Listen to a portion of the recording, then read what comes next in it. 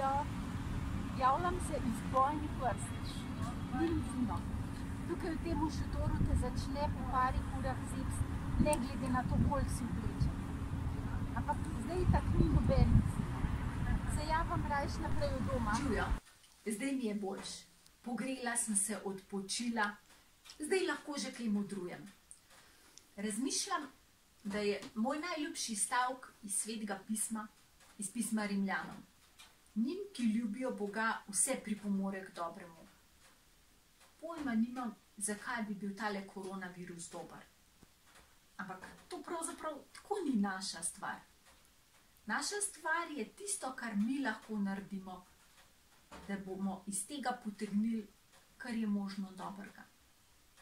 Jaz sem zdajle tako hvaležna za vroč čaj in topel ogenj, ki bi se mi zdelo drugače samo po sebi umevno.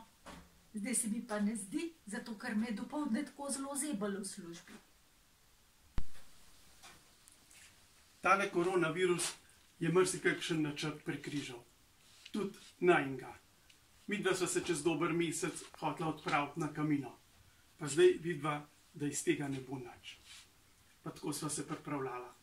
Mene kot Gorenjca najbolj boli, da bojo propadle letalske karte. Najbolj, da to knjigo kar pospravam, pa si vzamem, pa poiščem kakšno drugo.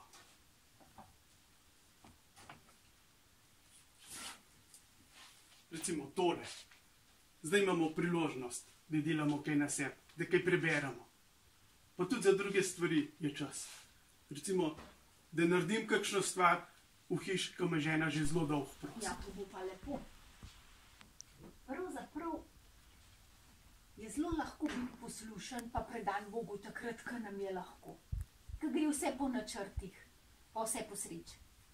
Pa da vidimo zdaj v času naše preizkušnje, kje je zdaj naša hvaležnost in predanost. Šternovi, vas vse lepo pozdravljamo, lepo se imejte v karanteni, naredite kaj dobrega za svojo dušo, pa tudi za telo. Lahko noč. Ja. Pridite jesti.